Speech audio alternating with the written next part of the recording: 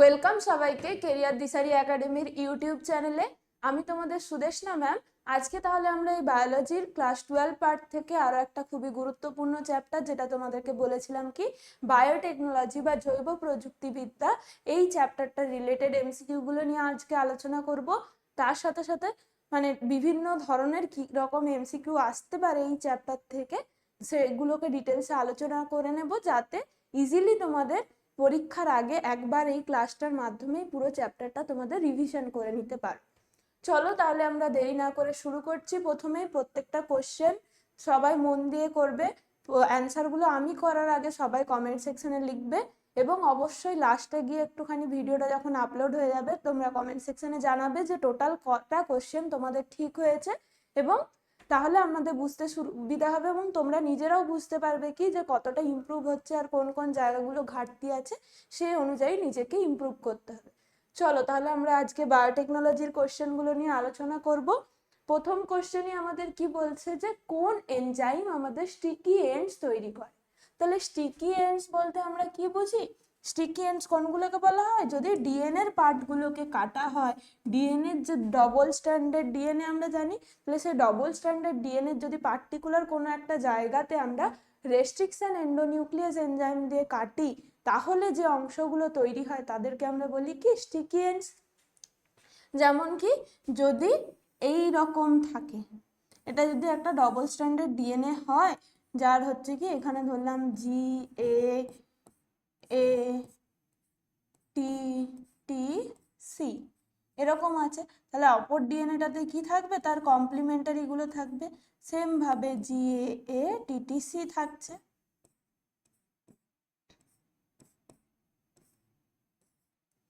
এরপরে আমাদের এই যে স্টিকি এন্ডস বোঝাতে আমরা কি বলতে চাইছি? স্টিকি এন্ডস মানে হচ্ছে যখনই এই রেস্ট্রিকশন এন্ডোনিউক্লিয়াস দিয়ে আমরা পার্টিকুলার কোনো ডিএনএ সিকোয়েন্সে আমরা কাট করব, সে কি করে? রেস্ট্রিকশন এনজাইমের আমরা ক্যারেক্টারিস্টিক্স কি পড়েছিলাম? পার্টিকুলার ডিএনএ সিকোয়েন্সের মধ্যে যে দুটো বেসের মাঝখানে কাটতে পারে, আর দুটো বেস কি হতে হবে সবসময়, যে অপর স্ট্র্যান্ডেও কি হতে হবে? সেম বেসের মাঝখানেই তারা কি করবে? কাট করবে। তাহলে এই জায়গাতে যদি কাট করে দেয়, তাহলে আমাদের আলটিমেটলি কি পড়ে থাকছে? এই রকম একটা পার্ট পড়ে থাকবে। এই জায়গাতে যদি কেটে দেয়, তাহলে এটার কি থাকবে? এইরকম একটা পার্ট থাকছে, সি টি টি জি এ, এটার একটা পার্ট থাকলো এরকম। আর কি থাকছে? আরেকটা ওপরের যে স্ট্যান্ডটা, সেটারও কি থাকবে? এইরকম একটা পার্ট থাকবে, এটারও এইরকম এই জায়গাতে এ হলো এটা টি টি সি। তাহলে এই যে খালি জায়গাটা তৈরি হলো, এই জায়গাটাকে আমরা বলছি কি স্টিকি এন্ড। তাহলে স্টিকি এন্ড মানে কি? এই জায়গাতে অন্য কোনো তার যে কমপ্লিমেন্টারি ডিএনএর অংশ এসে যুক্ত হতে পারবে, এই জায়গাটা স্টিকি এন্ড। আর হচ্ছে কি এর ক্ষেত্রে এই জায়গাটা স্টিকি এন্ড। মানে যখনই আমরা রেস্ট্রিকশন এনজাইম দিয়ে কোনো একটা পার্টিকুলার ডিএনএর পার্টকে কেটে দিচ্ছি, তারপরে যে বাকি অংশটা পড়ে থাকছে, যে জায়গাতে নতুন করে তার পরিপূরক বেশসজ্জা এসে যুক্ত হতে পারে। স্টিকি এন্ড মানে কি? আমরা জানি কি গাম বা গ্লু দিয়ে আমরা স্টিক করি কিছু, তাহলে এই জায়গাতে কি হতে পারে? নতুন করে কোনো তার যে পরিপূরক বেস এসে যুক্ত হতে পারবে, তাই এই জায়গাগুলোকে আমরা বলবো কি স্টিকি এন্ড। ক্লিয়ার এই কনসেপ্টটা? তাহলে অপশন কি করবো আমরা? B correct, restriction endonuclease. তাহলে এই রেস্ট্রিকশন এন্ডোনিউক্লিয়াস আর আমরা পড়ি কি এক্সোনিউক্লিয়াস। শুধু নাম দুটোর মধ্যে ডিফারেন্স। এন্ডোনিউক্লিয়াস মানে কি? ডিএনএ যে লম্বা সিকোয়েন্স, তার মধ্যবর্তী কোনো একটা জায়গায় যদি কাট করে, তাহলে তাকে বলা হবে, সেই স্পেসিফিক এনজাইমটাকে আমরা নাম দেব কি রেস্ট্রিকশন এন্ডোনিউক্লিয়াস। কিন্তু যদি এরকম ডিএনএ এর একটা লম্বা সিকোয়েন্সের একদম ধারের দিকে, একদম প্রান্তীয় এলাকায় যদি কোনো ডিএনএ এর প্রান্তকে কাটে, তখন তাকে কি বলবো? এক্সোনিউক্লিয়াস। শুধু কোন পার্টিকুলার জায়গাতে ডিএনএ কে কাট করছে তার বেসিসে নামটা চেঞ্জ হচ্ছে। রেস্ট্রিকশন এন্ডোনিউক্লিয়াস হবে না, এক্সোনিউক্লিয়াস হবে। ক্লিয়ার? চলো আমরা পরের কোশ্চেনে যাব। কি বলেছে? ইকো আর ওয়ান সিকোয়েন্স কাকে চিনতে পারে? তাহলে ইকো আর ওয়ান হচ্ছে কি আমাদের একটা রেস্ট্রিকশন এনজাইম। তাহলে প্রত্যেকটা রেস্ট্রিকশন এনজাইম কি বললাম আমরা, ডিএনএ স্ট্র্যান্ডের পার্টিকুলার দুটো বেস সজ্জার মধ্যে কাট করতে পারে, আবার দুটো যে বেস সজ্জার মধ্যে কাট করছে সেটা তার যে পরিপূরক স্ট্র্যান্ডটাও সেম জায়গাতে কাট করবে।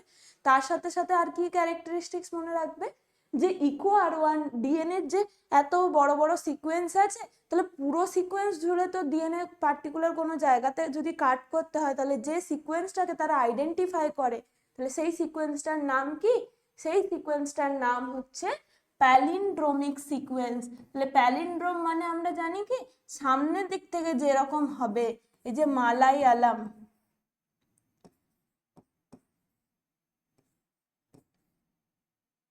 ইয়ালাম, এই বানানটাকে যদি আমরা সামনে দিক থেকে যা পড়বো পেছন দিক থেকেও যদি পড়ি কি হচ্ছে, সেম দেখতে হচ্ছে, তাই না? তাহলে এই ধরনের যে মানে এই ধরনের যদি ডিএনএ সিকোয়েন্স হয়, মানে 5' থেকে 3' এন্ডের দিকে যা হবে, আবার 3' থেকে 5' এন্ডের দিকে সেমই হবে, এরকম সিকোয়েন্সকে আমরা কি বলবো, প্যালিন্ড্রোমিক সিকোয়েন্স।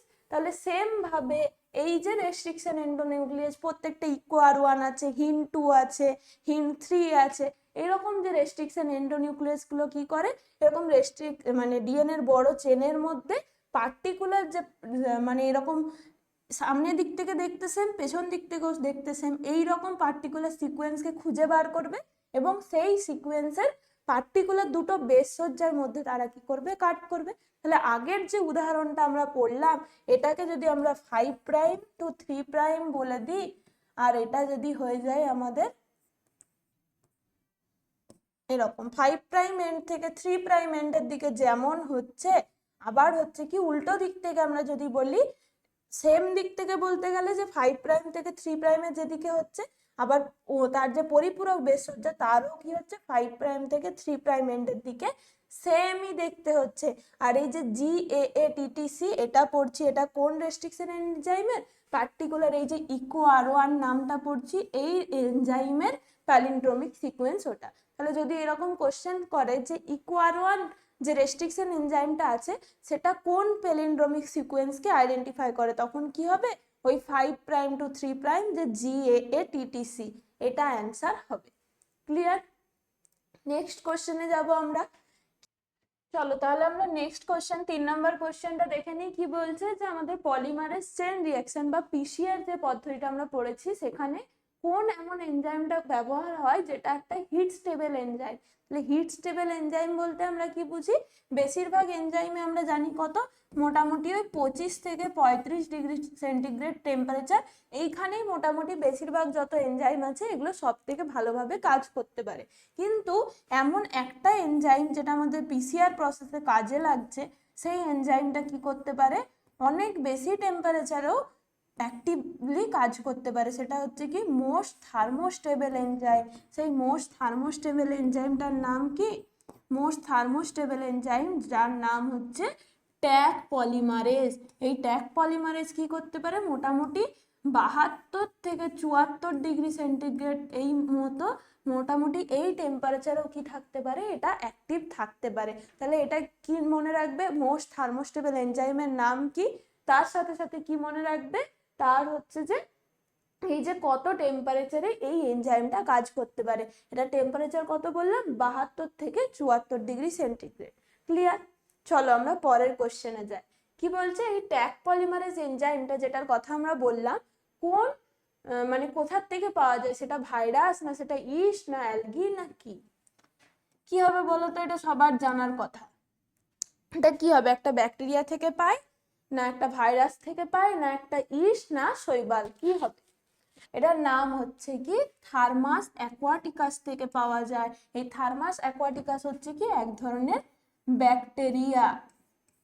তাহলে এই ব্যাকটেরিয়াটা হবে কি, তাহলে যদি বলা হয় এইরকম অপশন থাকতো, থার্মাস অ্যাকোয়াটিকাসের বদলে তোমাদের অপশন দিয়ে দিত কি ভাইরাস, ব্যাকটেরিয়া, ইস্ট না ফানজাই, এইরকম যদি বা ইস্ট না অ্যালগি এরকম যদি অপশন দিয়ে দিত, সেক্ষেত্রে কিন্তু যদি থার্মাস অ্যাকোয়াটিকাস না থাকে কি অপশন কারেক্ট হবে, ব্যাকটেরিয়া। তাই এটা সবাই একটুখানি নোট করে রাখবে যে থার্মাস অ্যাকোয়াটিকাস হচ্ছে কি এক ধরনের ব্যাকটেরিয়া, যেখান থেকে আমরা ওই ট্যাগ পলিমারেজ পেয়ে থাকি।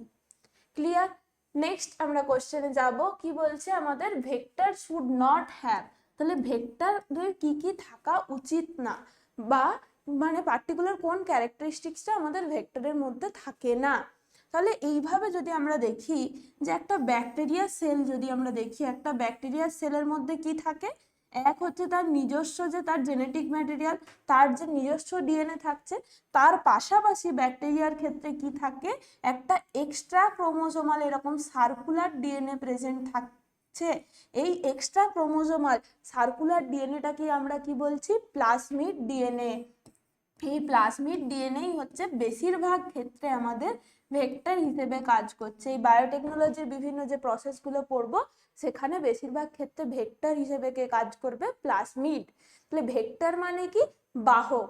বাহক কি করছে, এই যে আমাদের পার্টিকুলার যে জিনটা আমরা চাইছি হোস্টের বডিতে পৌঁছানোর জন্য, সেই যে পার্টিকুলার স্পেসিফিক জিনটা কি করবে, এই প্লাজমিড ভেক্টর হতে পারে বা অন্যান্য যা যা ভেক্টরগুলো আছে, কসমিড, প্লাজমিড, এই ধরনের যে ভেক্টরগুলো আছে, তারা কি করবে, পার্টিকুলার জিন অফ ইন্টারেস্ট যেটা আমাদের চাই সেই পার্টিকুলার জিনটাকে নিজের সাথে ক্যারি করে নিয়ে যাবে কোথায়, হোস্টের বডিতে নিয়ে যাবে।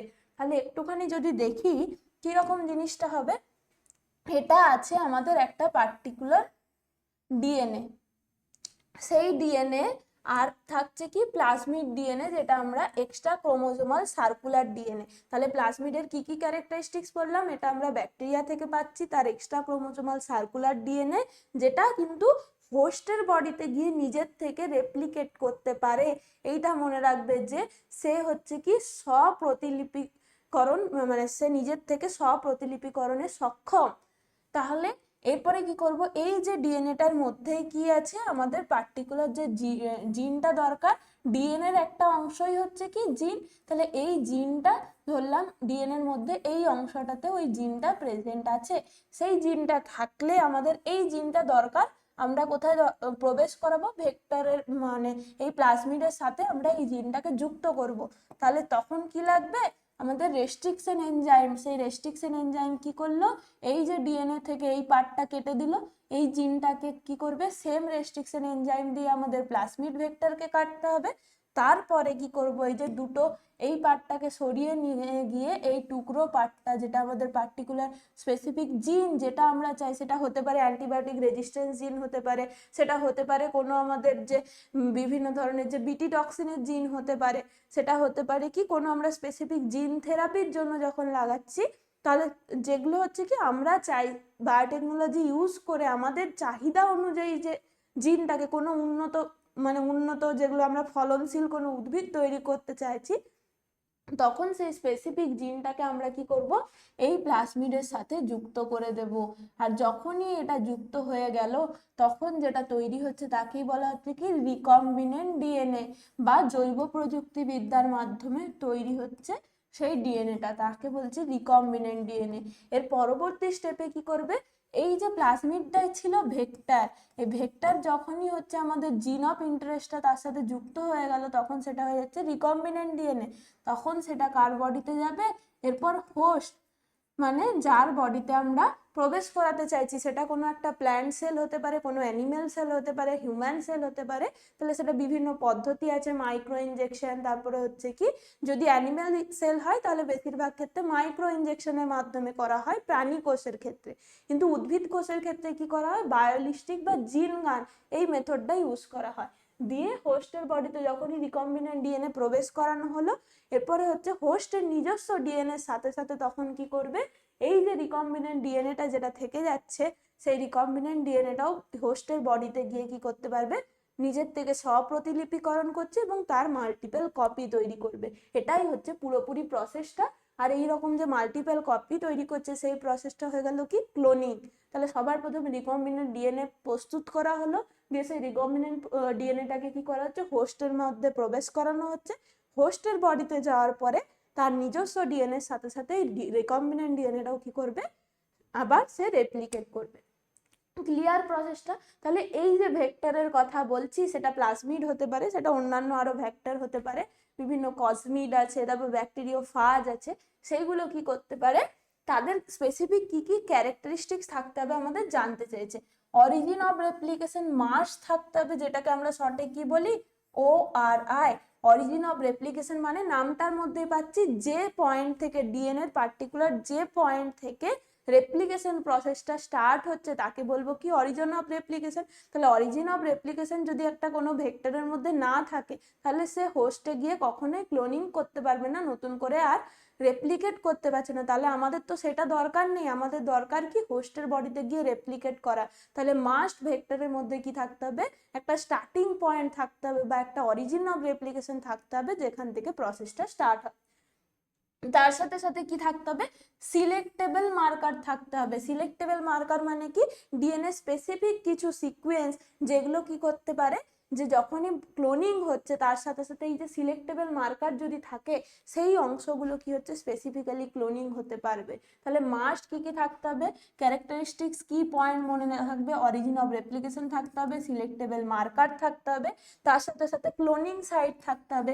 ক্লোনিং সাইট মানে ডিএনএ যে সমস্ত অংশগুলো রেপ্লিকেশন প্রসেসের মাধ্যমে নতুন করে তার যে ক্লোনিং বা ক্লোন বা বলতে পারি কি ডিএনএ এর কপি তৈরি করবে তাকে বলছে কি আমরা ক্লোনিং সাইট।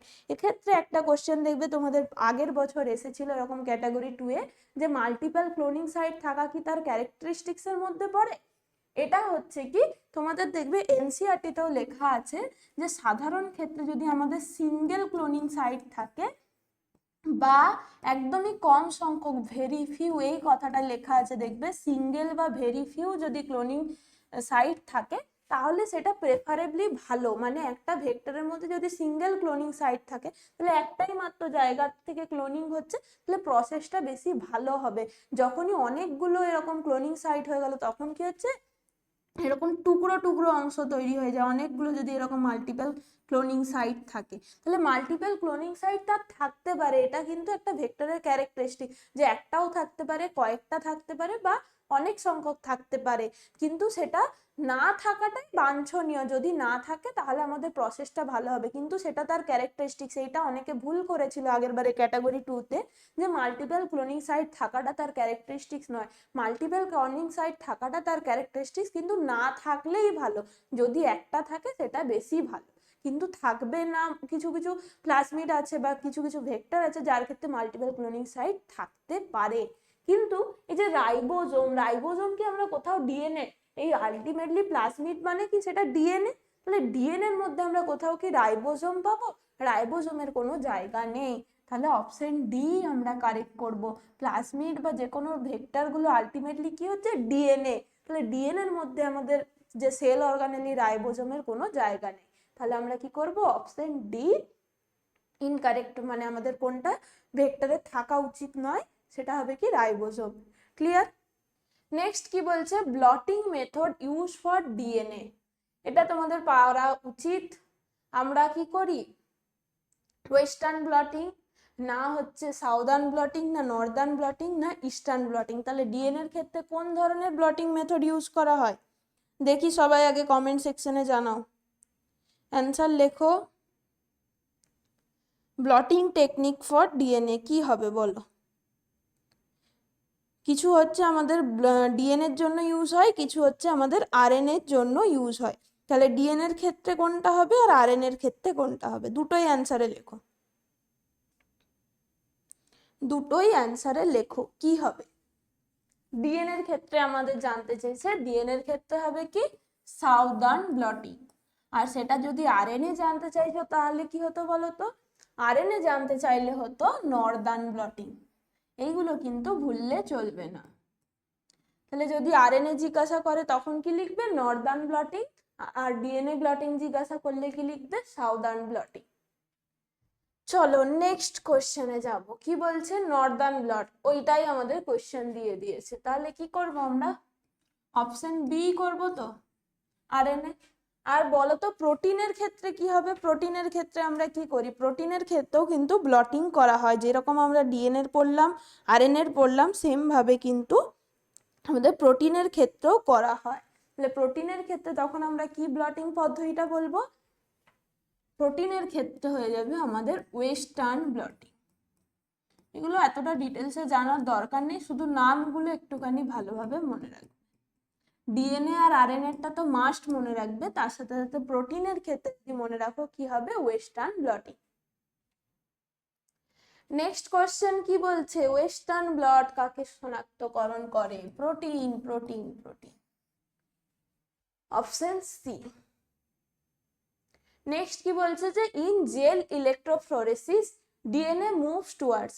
তাহলে জেল ইলেকট্রোফোরেসিস পদ্ধতিটা আমরা কি পড়েছিলাম, যে ডিএনএ যে খন্ড খন্ড টুকরো টুকরো পার্টগুলো তৈরি হচ্ছে কার জন্য, ওই রেস্ট্রিকশন এনজাইম দিয়ে যখনই আমরা ডিএনএ কে কাট করছি সেই ছোট ছোট টুকরোগুলোকে কি করে আমরা আলাদা করব, তার জন্য হচ্ছে পদ্ধতি যে জেল ইলেকট্রোফোরেসিস। জেল ইলেকট্রোফোরেসিসে কি করা হয়, এরকম একটা ইলেকট্রিক মিডিয়াম দেওয়া হয়, ইলেকট্রিক ফিল্ড ব্যবহার করা হয়। ইলেকট্রিক ফিল্ডে কি থাকছে, এই দিকগুলো নেগেটিভ চার্জ থাকছে, মানে এখানটা নেগেটিভ তড়িৎদ্বার থাকছে, এই সাইডটা কি থাকছে, এই সাইডটা থাকে আমাদের পজিটিভ তড়িৎদ্বার।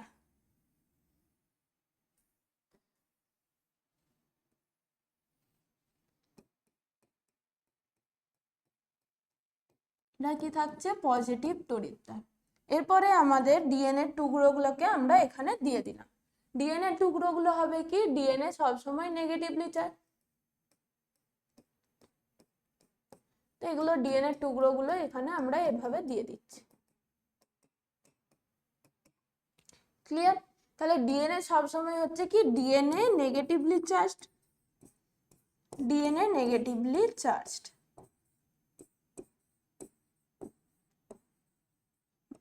ডিএনএ সবসময় হচ্ছে কি ঋণাত্মক। তাহলে ডিএনএ যদি নেগেটিভলি চার্জড হয় তাহলে এই ইলেকট্রিক ফিল্ড বরাবর আমরা যদি ফিজিক্সের কনসেপ্ট কি বলে, কোন দিকে ডিএনএ গুলো যাবে, এই দিক থেকে এই দিকে যাবে না এদিক থেকে এই দিকে যাবে, কোন দিকে যাওয়ার সম্ভাবনা হয় মনে হয় বল? যদি ইলেকট্রিক ফিল্ড এরকম এই দিকটা নেগেটিভ তড়িৎদ্বার, এই দিকটা পজিটিভ তড়িৎদ্বার আমরা দিয়ে রাখি, আর এরকম নেগেটিভলি চার্জ ডিএনএ পার্টিকেলস গুলোকে এখানে দেওয়া হয়, তার সাথে এখানে আগারোস জেল মিডিয়াম ইউজ করা হয়। জেল ইলেকট্রোফোরেসিস নামটা কোথা থেকে এসছে, আগারোস, যেটা হচ্ছে আগার, আগার থেকে পাওয়া যায়, সেই আগারোস জেল মিডিয়ামকে কি করা হয়, ইউজ করা হয়। মানে মিডিয়াম মানে কি, তলাতে যদি বলো এটা একটা প্লেট, যদি বলো তাহলে প্লেটে কি দেওয়া আছে, আগারোস জেল দেওয়া আছে, তার উপর ডিএনএ টুকরোগুলোকে রেখে দেওয়া আছে। তারপরে কি করছে, এরকম ইলেকট্রিক ফিল্ড যদি তৈরি করা হয় তখন নেগেটিভলি চার্জ ডিএনএ গুলো কোন দিকে ভেঙে যাবে, এই পজিটিভ তড়িৎদ্বারের দিকে যাবে। পজিটিভ তড়িৎদ্বারের দিকে যাওয়ার ফলে কি হচ্ছে, এরকম যেগুলো একদম ছোট সাইজের সেগুলো একদম তড়িৎদ্বারের কাছাকাছি চলে আসছে, যেগুলো একটুখানি তুলনামূলকভাবে বড় সাইজের সেগুলো তার চেয়ে একটুখানি পেছনে থাকছে। এই রকম ভাবে পুরোপুরি কি হচ্ছে, ডিএনএ গুলো পার্টগুলো আলাদা আলাদা ভাবে। তাহলে কিভাবে মনে রাখবে, পজিটিভ তড়িৎদ্বারের দিকে যাচ্ছে, সাইজে যত ছোট হবে তত বেশি একদম তড়িৎদ্বারের কাছাকাছি চলে আসছে, কারণ কি যত সাইজে ছোট সে তত তাড়াতাড়ি মুভ করতে পারছে। এইরকম ভাবে এইগুলোকে হচ্ছে কি ডিএনএ গুলো সজ্জিত হচ্ছে। তাহলে ডিএনএ কে আমরা কি চোখে দেখতে পাবো? ডিএনএ কে যদি কোনো প্রকার কালারিং না করা হয় তাহলে কখনোই হচ্ছে কিনা খালি চোখে আমরা দেখতে পাবো না। তাহলে তার সাথে সাথে আমাদের জেল ইলেকট্রোফোরেসিসে আর কি মনে রাখতে হবে, আর কি মনে রাখতে হবে, আর কি মনে রাখতে হবে, আর মনে রাখতে হবে কি, এখানে ইথিডিয়াম ব্রোমাইড নামে একটা রঞ্জক পদার্থ ব্যবহার করা হয়। ইথিডিয়াম ব্রোমাইড মানে এইরকম তড়িৎদ্বার ব্যবহার করে আমরা যখন ডিএনএ টুকরোগুলোকে এরকম ডিস্টেন্সে আলাদা আলাদা করে নিচ্ছি, ইথিডিয়াম ব্রোমাইড একটা রঞ্জক পদার্থ দিয়ে সেগুলোকে কালার্ড করা হয়। মানে সেগুলো অদৃশ্য ছিল, আমরা খালি চোখে দেখতে পাচ্ছিলাম না, সেগুলোকে আমরা কি করে দিচ্ছি, রং দিয়ে দিচ্ছি। তাহলে ইথিডিয়াম ব্রোমাইড দেওয়ার পরে যদি আমরা ইউভি রেডিয়েশনের আন্ডারে দেখি, তারপরে কি হতে হবে, ইউভি রেডিয়েশনের আন্ডারে আমাদের যদি দেখা যায় তখন দেখতে হবে ডিএনএ টুকরোগুলোকে কিরকম দেখতে লাগবে, অরেঞ্জ কালারের লাগবে, একদম ব্রাইট অরেঞ্জ কালারের, কমলা বর্ণের এই ডিএনএ টুকরোগুলো কিরকম দেখতে লাগবে, তখন এগুলো ইথিডিয়াম ব্রোমাইড দেওয়ার পরে এরকম কমলা হয়ে যাবে, এইরকম দেখতে লাগবে। সবুজ যেগুলো দেওয়া ছিল এগুলো কি হয়ে যাচ্ছে, কমলা, রং চেঞ্জ করে নিচ্ছে ডিএনএ। তখন যখন ইথিডিয়াম ব্রোমাইড দিয়ে দেওয়া হলো ইউভি রেডিয়েশনের আন্ডারে দেখবো, তখন ডিএনএ গুলো কিরকম লাগবে, এরকম উজ্জ্বল কমলা বর্ণের দেখতে লাগবে।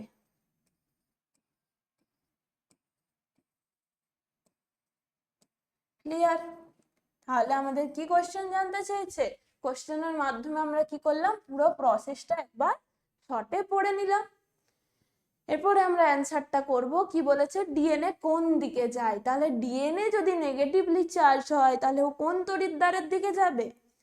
আমরা কি পড়েছিলাম, ক্যাটায়ন যায় ক্যাথোডে, অ্যানায়ন যায় অ্যানোডে। তাহলে অ্যানায়ন নেগেটিভ চার্জ মানে অ্যানায়ন, অ্যানায়ন কোন দিকে যাবে, অ্যানোডের দিকে। আর অ্যানোড কি, অ্যানোড হচ্ছে আমাদের পজিটিভ ইলেকট্রোড বা আমাদের ধনাত্মক তড়িৎদ্বার। তাহলে অপশন কি হয়ে গেল, এ কারেক্ট, তাই তো? অপশন এ কারেক্ট হবে তো। অ্যানোড, আমি তো অনেকদিন ফিজিক্সের টাচে নেই, তোমরা বেশি ভালো বলতে পারবে। কি হবে, এ হবে না আমি ভুল বলছি বলো তো? অ্যানোড, তাই তো, অ্যানায়ন যায় অ্যানোডে, আর অ্যানোড মানে সেটা পজিটিভ তড়িৎদ্বার। আশা করছি অপশন এটাই হবে, তাই? দেখি তোমরা কমেন্ট সেকশনে লেখো, তোমরা কমেন্ট সেকশনে আমাকে জানাও। চলো পরেরটাতে যাই। কি বলছে, যে reason for DNA movement in gel, কেন যাবে?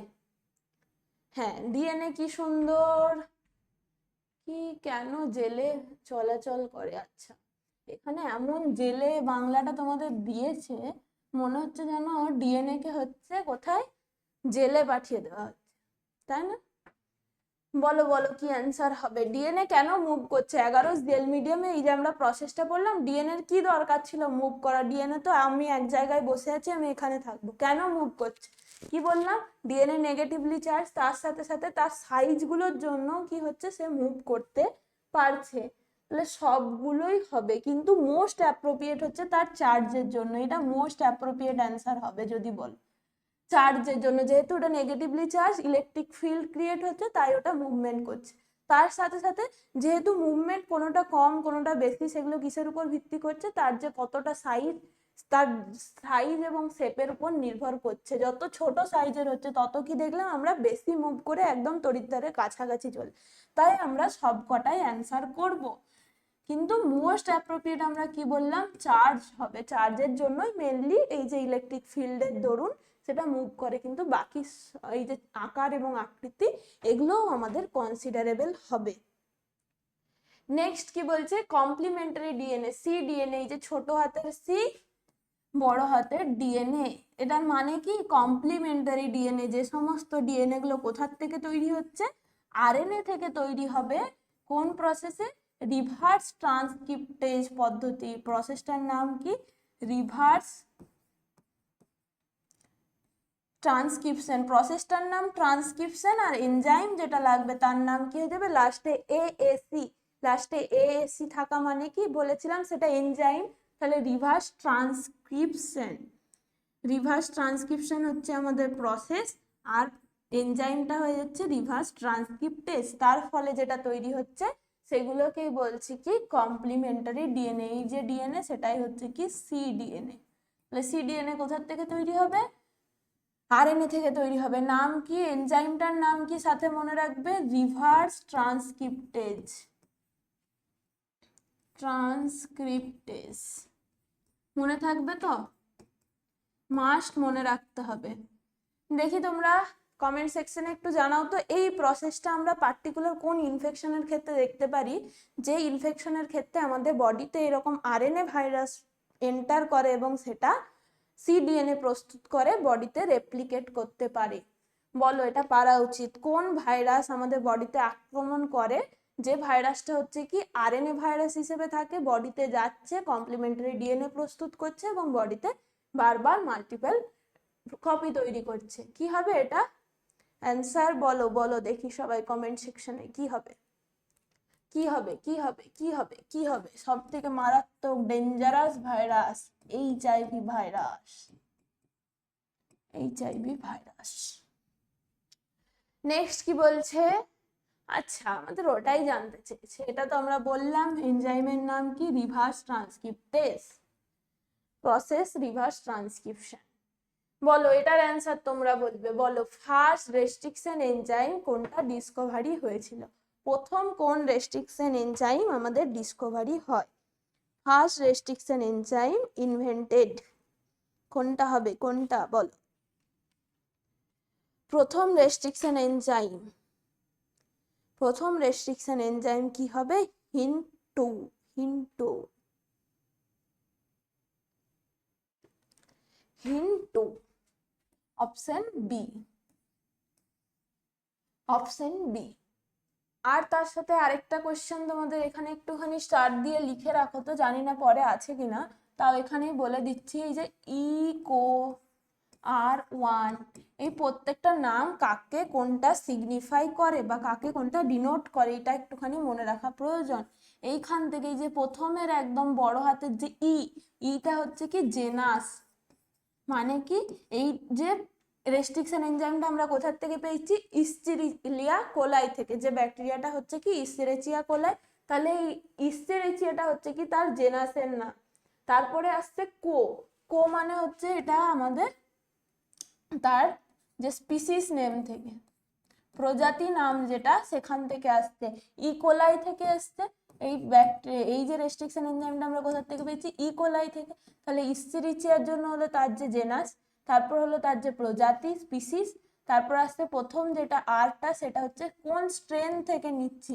এই ইস্চেরিচিয়া কোলাইয়ের তো অনেকগুলো স্ট্রেন হয়, পার্টিকুলার কোন স্ট্রেনটার অনুযায়ী নাম হবে। এই যে থার্ড যেটা আরটা, আর ওয়ান, এই রোমান হরফে 1 2 3, এখানে যেমন পাচ্ছি হিন্টু, বাম H1, এই লাস্টে যেগুলো রোমান হরফে আসছে এইগুলো হচ্ছে কি নাম্বার অফ অর্ডার।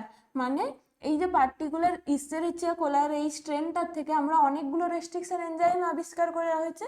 তাহলে পার্টিকুলার প্রথম যেটা রেস্ট্রিকশন এনজাইম ইকোয়ার ওয়ানের এই আর স্ট্রেনটা, মানে ইকোলাইয়ের আর স্ট্রেনটার থেকে প্রথম যে এনজাইমটা তার নাম হয়ে যাচ্ছে ইকোয়ার ওয়ান। তাহলে নাম্বার অফ অর্ডার মানে প্রথম দ্বিতীয় তৃতীয় এরকম করে ইকো আর ওয়ান আর টু, এরকম ভাবে হচ্ছে কি তার নামটা লাস্টের যে রোমান হরফটা নাম হবে কিসের ভিত্তিতে, কত নম্বরে গিয়ে এই যে পার্টিকুলার রেস্ট্রিকশন এনজাইমটা ইনভেন্ট হয়েছে। ক্লিয়ার? চলো নেক্সট কোশ্চেনে যাই। কি বলছে, Dolly sheep was cloned using, Dolly শিপটা হচ্ছে কিভাবে ইউজ মানে ক্লোনিং করা হয়েছে। ক্লোনিং মানে কি, তার যে সেম টু সেম কপি তৈরি করা হয়। ক্লোন মানে কি জানি, যখন এই যে রিকম্বিনেন্ট ডিএনএটাকে আমরা বডিতে প্রবেশ করাচ্ছি হোস্টের মধ্যে, তখন কি করা হচ্ছে, তার বডিতে ওই যে পার্টিকুলার রিকম্বিনেন্ট ডিএনএটার আমরা মাল্টিপল কপি তৈরি করছি, তাকে আমরা বলি কি ক্লোনিং প্রসেস। তাহলে সেম ভাবে এই ডলি শিপটাও ক্লোন করা হয়েছিল কিসের মাধ্যমে বলো, কোন প্রসেসের মাধ্যমে, ওয়াজ ক্লোনড বাই বা ক্লোনড ইউজিং, কি ইউজ করে আমরা ক্লোন করেছিলাম।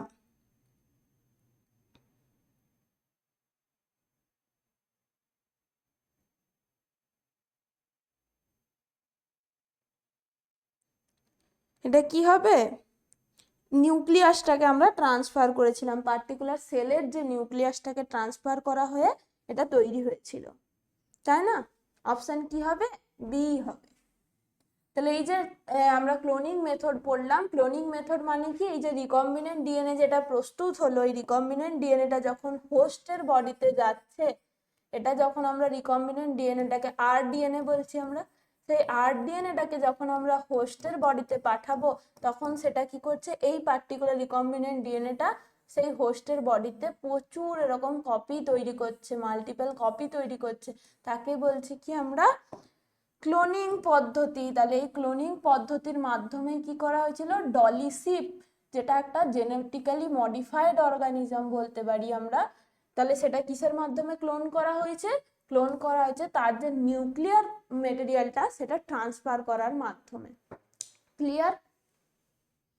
নেক্সট কি বলছে, which is not a cloning vector, কোনটা ক্লোনিং ভেক্টর না, কোনটা ক্লোনিং ভেক্টর না। প্লাজমিড দিয়েছে, ব্যাকটেরিওফাজ দিয়েছে, ইস্ট দিয়েছে, আর কি দিয়েছে, কসমিড দিয়েছে।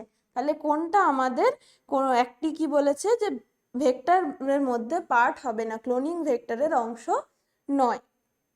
তাহলে ক্লোনিং ভেক্টর হতে গেলে কি হচ্ছে, প্লাজমিডের নাম আমরা অলরেডি পড়লাম, প্লাজমিড তো হবেই, তার সাথে সাথে হচ্ছে কি প্লাজমিড, কসমিড, ব্যাকটেরিওফাজ, এগুলো সমস্তগুলো হচ্ছে এক একটা আমাদের ভেক্টর হিসেবে কাজ করছে। কিন্তু ইস্টের যে সেল, ইস্টের সেল মেইনলি হচ্ছে হোস্ট বডি হিসেবে কাজ করে, মানে যেখানে ওই পার্টিকুলার প্লাজমিডগুলোকে বা ক্লোনিং ভেক্টরগুলোকে ট্রান্সফার করা হচ্ছে। তাহলে ইস্ট যেটাকে আমরা কি বলা হয়, ইয়াক বলা হয় অনেক সময়, yeast artificial cell. Yeast artificial cell বা ইয়াক এটা কি হিসেবে কাজ করে, হোস্ট হিসেবে কাজ করে। আর বাকি সমস্তগুলো এই যে প্লাজমিড, ব্যাকটেরিওফাজ, তার সাথে সাথে কসমিড, এগুলো কি হচ্ছে, প্রত্যেকটাই এক একটা ক্লোনিং ভেক্টর হিসেবে কাজ করে। কিন্তু যদি কোশ্চেন এরকম করে যে সব থেকে বহুল ব্যবহৃত কোনটা হয়, সব থেকে বেশি ব্যবহার করা হয় বায়োটেকনোলজিতে এই প্লাজমিড ভেক্টরটাকে সব থেকে বেশি ব্যবহার করা হয়, তাহলে অ্যান্সার আমরা কি করব, অপশন সি, ইস্ট, যেটা হচ্ছে ইস্ট আর্টিফিশিয়াল সেল। এটা বিভিন্ন আমাদের এই মিডিয়াগুলো যেগুলো প্লাজমিড বা এই ধরনের ব্যাকটেরিওফাজ ইউজ করে ইস্টের বডিতে সেগুলোকে প্রবেশ করানো হয়। নেক্সট আমরা কোশ্চেনে যাই, কি বলছে, মার্কার জিন কিসে হেল্প করে। তাহলে মার্কার জিন আমাদের এই যে বললাম আমরা ডিএনএটা যখন হোস্টের মধ্যে যাচ্ছে তখন কি করছে, সেটা রেপ্লিকেট করছে, কিন্তু কি করে বুঝবো যে সেটা আদৌ হোস্টের বডিতে গেছে কি যায়নি, তার জন্যই কি লাগে, আমাদের মার্কার জিন লাগে। তাহলে মার্কার জিন বেশিরভাগ ক্ষেত্রে দেখবে বিভিন্ন যে প্রসেসে, বায়োটেকনোলজিক্যাল প্রসেসে বিভিন্ন অ্যান্টিবায়োটিক রেজিস্ট্যান্স জিনকে ইউজ করা হয়, অ্যান্টিবায়োটিক রেজিস্ট্যান্স জিনকে। তাহলে এটাও কোশ্চেন হতে পারে যে মার্কার জিন হিসেবে কি ব্যবহৃত হয়। তাহলে মনে রাখবে কি, অ্যান্টিবায়োটিকের প্রতিরোধে যে সমস্ত জিনগুলো, সেই জিনগুলো বেশিরভাগ ক্ষেত্রে আমরা দেখবো মার্কার জিন হিসেবে কাজ করছে। তাহলে মার্কার জিনের কাজ কি, নামটার মাধ্যমে পাচ্ছি, মার্কার মানে পার্টিকুলার কাউকে মার্ক করবে। কাদেরকে মার্ক করবে, যে সিলেক্ট করবে কোনগুলো ট্রান্সফর্ম সেল আর কোনগুলো ট্রান্সফর্মড হয়নি।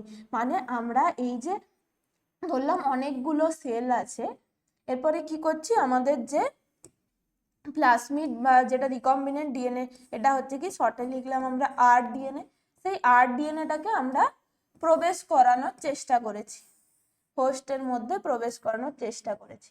এরপর আদৌ যে এই যে বিভিন্ন পদ্ধতি ইউজ করছি আমরা, মাইক্রো ইনজেকশন, জিন গান বললাম এগুলো, তাহলে আমরা চেষ্টা করছি রিকম্বিনেন্ট ডিএনএটাকে হোস্টের মধ্যে প্রবেশ করানো, কিন্তু আদৌ সেটা হোস্টের বডিতে প্রবেশ করে সেটা নিজের থেকে রেপ্লিকেট করছে কিনা সেটা কিভাবে আমরা দেখতে পারবো, যে ট্রান্সফর্মড সেল কখন বলবো, যখন রিকম্বিনেন্ট ডিএনএটা সেই হোস্ট সেলের মধ্যে এন্টার করে যাবে, তাদেরকে বলবো। মানে এই ডিএনএটা যদি ধরলাম হোস্ট সেলের মধ্যে চলে এসছে, এটাও হোস্ট সেলের মধ্যে চলে এসছে, কিন্তু এর ক্ষেত্রে আসেনি, তাহলে এই যে তিনটে সেলের মধ্যে থেকে মার্ক করবে, আলাদা করে খুঁজে বার করবে যে কোন সেলটার মধ্যে রিকম্বিনেন্ট ডিএনএটা এন্টার করেছে আর কোন সেলটার মধ্যে করেনি, সেই কাজটা কে করবে, সেই কাজটাই করবে আমাদের মার্কার জিন।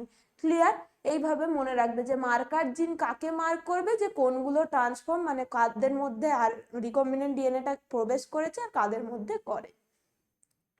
নেক্সট কোশ্চেনে যাব আমরা, যে বিটি টক্সিন, এই বিটি বিভিন্ন যেগুলো আমরা বিটি ক্রপ গুলো পড়বো, পরের ক্লাসে আমরা আরেকটা ক্লাস করব বায়োটেকনোলজি, সেখানে বিভিন্ন জেনেটিক্যাল মডিফাইড অর্গানিজম গুলো সম্বন্ধে পড়বো, বিটি কটন, বিটি ব্রিঞ্জাল, এগুলো বিভিন্ন আছে, বিটি টোবাকো, তো সেইগুলোর ক্ষেত্রে কি পড়বো, এই যে বিটি টক্সিনটা আমরা কি করছি, বায়োটেকনোলজি ইউজ করে বিটি টক্সিন প্রডিউসিং যে জিনগুলোকে হোস্টের মধ্যে দেওয়া হচ্ছে, তো সেটা কি করবে, যখনই এই যে বিটি টক্সিনটা যদি কোনো একটা ইনসেক্টের মধ্যে চলে যায়, তখন সেটা কি করবে, এই যে ইনসেক্টের মধ্যে তাদের যে অন্ত্রের কোষগুলো আছে তাদের গাটের মধ্যে গিয়ে সেটা অ্যাক্টিভেট হয়, কোন মানে ক্ষারীয় বা অ্যালকালাইন পিএইচে একটা এটা অ্যাক্টিভেট হয়, মনে রাখবে পিএইচটা হচ্ছে কি, তাহলে কোনো পোকামাকড় যেগুলো বিভিন্ন হচ্ছে কি বলওয়ার্ম, বিভিন্ন ধরনের যে তুলো গাছে যেগুলো এফেক্ট করে, বলওয়ার্ম, বিভিন্ন ধরনের এরকম যে কীট পতঙ্গদের যখনই তারা ওই গাছের কোনো অংশকে তারা খাচ্ছে, তখন তাদের যে গাটের মধ্যে চলে যাচ্ছে, অন্ত্রের মধ্যে চলে যাচ্ছে কিটা, বিটি টক্সিনটা, সেটা তাদের অ্যালকালাইন বা ক্ষারীয় পিএইচে গিয়ে অ্যাক্টিভেট হবে, আর অ্যাক্টিভেট হওয়ার পরে কি হয়ে যাবে, অ্যাক্টিভেট হয়ে গেলে সেটা তাদের অন্ত্রের যেগুলো আছে অন্ত্রের কোষগুলোকে ফুটো ফুটো করে দেবে, পোর তৈরি করে। তাহলে যখনই ধরলাম এটা ইনসেক্টের গাটের মধ্যে যাচ্ছে, সেটা অ্যাক্টিভেট হলো বিটি টক্সিনটা, টক্সিন মানে কি একটা টক্সিক একটা মেটেরিয়াল, সেটা ওইখানের অন্ত্রের যা কোষগুলো আছে পুরোগুলোকে ছিদ্র ছিদ্র করে দিচ্ছে, দিয়ে আলটিমেটলি সেই পোকাটা মারা যাবে। ক্লিয়ার? তাহলে বিটি টক্সিন কাকে এফেক্ট করে, ইনসেক্টের অন্ত্র বা গাট। ক্লিয়ার? নেক্সট বলছে আমাদের গোল্ডেন রাইস কন্টেন্টস জিন। গোল্ডেন রাইস হচ্ছে কি, এটাও একটা জেনেটিক্যালি মডিফাইড তাহলে জেনেটিক্যাল মডিফাইড ক্রপ বলা হয়, এটাকে জিএম ক্রপ বলা হয়, জেনেটিক্যাল মডিফাইড ক্রপ। এখানের মধ্যে কি দেওয়া হয়েছে, এখানের মধ্যে ভরে ভরে দিয়ে দেওয়া হয়েছে যে বিটা ক্যারোটিন সিনথেসিসের জিনগুলোকে দেওয়া হয়েছে, বিটা ক্যারোটিন সিনথেসিস জিন।